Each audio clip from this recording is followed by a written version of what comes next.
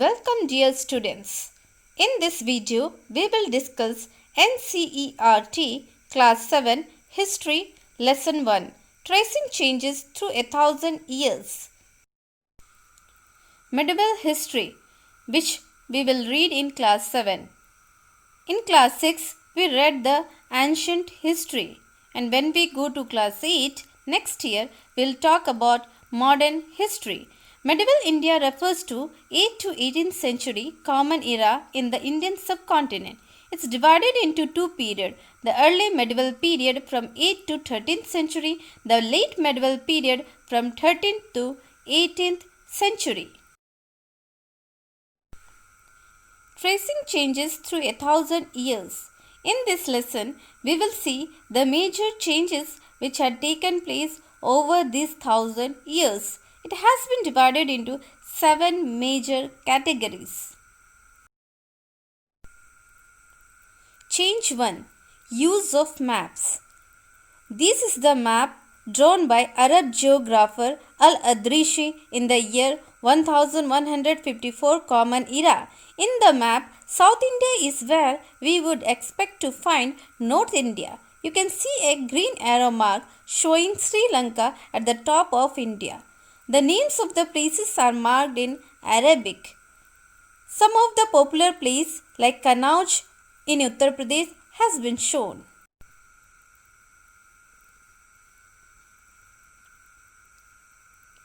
This is the second map made by French cartographer.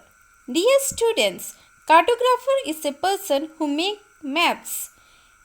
This map is drawn 600 years after first map, around 1720s. This map is more familiar to us. The coastal area is particularly detailed. It was used by the European sailor and merchant on their voyages. Second change is the use of new and old terminologies.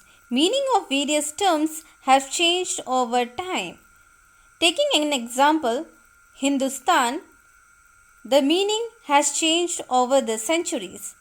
Persian chronicler Minhaj-i Siraj, he used the term Hindustan to the area of Punjab, Haryana and the land between Ganga and Yamuna. He used the term in political sense for the land that were under Delhi Sultanate. Babur, he used the term Hindustan to the geography, the fauna, the culture of the inhabitant of the subcontinent. Amir Khusro, a poet, used the term Hindustan in a similar way, but today it refers to the modern nation state. Chronicler is the one who keeps record of the past events. Take another example. The meaning of the term foreigner has changed over the century. In the past, foreigner was the one who was not the part of a society or a culture, but in present, he is someone who is not an Indian. Maybe a person from Pakistan or Nepal is a foreigner now. The third important change, which was more evident, is the historian and their sources. Sources available to the historian for the study of past archaeological evidences like coins, inscription, architecture, fort, tomb, temples and paintings. But after the invention of paper, the literary evidences became more common.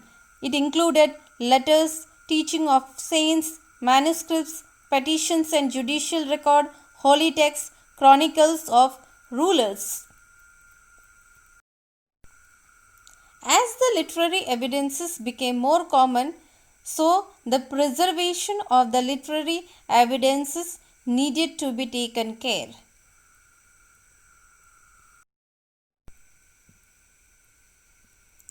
So you can see the images of manuscript, inscriptions and coin, which are the sources of the historian to study past. Use of paper for writing manuscripts. Manuscripts are the handwritten document in the palm leaf or birch bark. Manuscripts were collected by the wealthy people, ruler in monasteries and temples. They were kept in libraries as well as archives. These manuscripts and documents were a vital source of information for the historian, but they were very difficult to use. Scribe copied the manuscripts by hand. Dear student, scribe is a person who writes the document by hand as a profession. But historian finds difficulty using the manuscripts. The scribe introduced numerous changes in manuscripts while copying because of less legible handwriting, sometimes due to personal bias or misinterpretation and exaggeration of the facts. The small but significant change grew over centuries of copying. Still, manuscripts of the same text became substantially different from one another. Original manuscripts are rarely found. As a result, historians have to read different manuscript versions of the same text to guess what the author had originally written. Interesting facts. This is the image of Ziauddin Barani, a 14th century chronicler. He wrote his first chronicle in the year 1356 and another version 2 years later. Both the versions were different from each other. Historians were not aware of the existence of the earlier version till the 1960s because it remained lost in the large library collections. So you can guess how much difficulty it could be for a historian. The fourth major changes is the new social and political groups. This has been divided into 4 major categories. The new technologies made their appearance. Emergence of new groups. Changes due to extension of agriculture. Emergence of Jati. Let's see one by one. So there were invention of new technology. Spinning wheel for weaving, Persian wheel for irrigation, firearms for compact, new food and beverage like tea, coffee and potato and corns made their way into the subcontinent. So you can see the image of the technologies: Persian wheel, fire for compact, spinning machine. There was emergence of different social groups like Sikh, Ahoms, Rajput, Jats, Kayathas and Marathas. So in your book, Rajput group have been described. Rajput is the term derived from the Rajputra, means son of ruler. They belong to Kshatriya caste, included rulers, soldiers, commanders and chieftains. They were known for their chivalry, courage and loyalty. The third important change is the change due to extension of agriculture. For that, forests were cleared, life of the forest dweller changed. New jatis came into existence. Some of the forest dwellers migrated to towns and cities. Many became peasants. Some of them became the part of large complex societies and paid taxes and tributes to local lords. Emergence of Jati. Jati's meaning and function. Jati or the subcaste refer to grouping and ranking of people on the basis of their background and occupation. Rank and status of Jati kept on changing at different areas and time period based on the power, influence and resources controlled by the members of the Jatis. Jati framed their own rules and regulations to manage the conduct of their members. These regulations were enforced by an assembly of elders known as Jati Panchayat. Jatis were also required to follow the rules of their villages. The fifth change is the new regions and empire. An empire spanning diverse regions is known as pan-regional empire. So there were emergence of regional empire like Cholas, Mughal, Tughlaqs and Khiljis.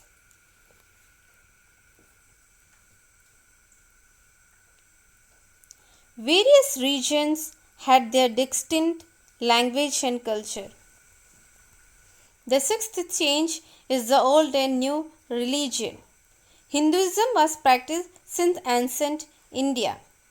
Worship of new deities started.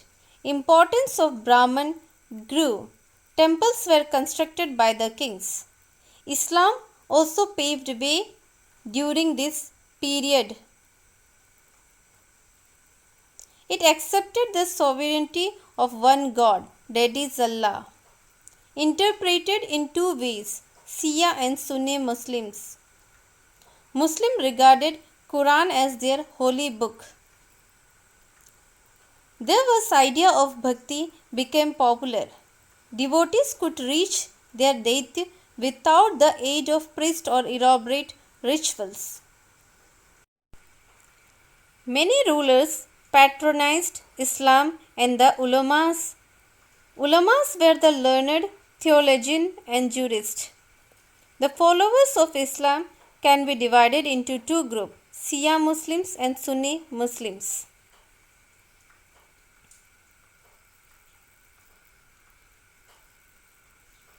The Shia Muslim believed that the Prophet Muhammad, son-in-law of Ali, was the legitimate leader of the Muslim community.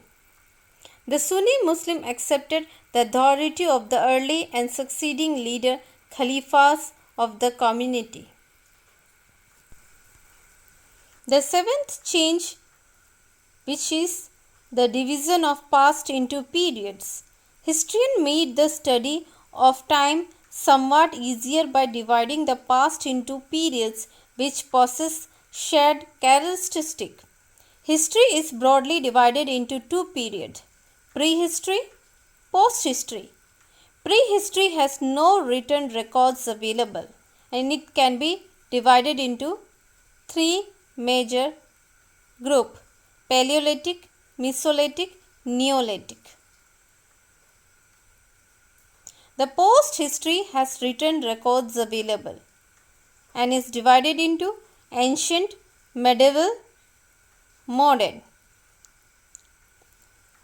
But there were categorization even by the British historian.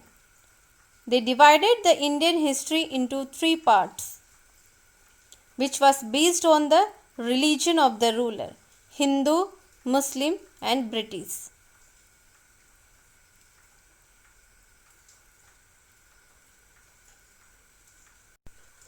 Such aspect of division ignored the other progress and development in the period. Interesting facts. If enough paper was not available with a scholar for copying a book in the mid-13th century, he used to wash off the manuscript that he did not need, dried the paper and used it. Miniature paintings were sometimes used to illustrate the text of manuscripts. They were so beautiful that often the literal collectors took the manuscripts apart and sold just the miniatures. Reading Persian and Arabic was difficult due to different kinds of handwriting. The Nastaliq style is cursive and easy to read, whereas the Sikhasti style is denser and more difficult. So with this, the chapter has ended up. So there are different terminologies which has been shown in this slide. Please go through these terminologies, understand it and go through the video more properly and make a proper note so that the content will be very easy for you to remember. I hope that you liked the video and you have understood the lesson.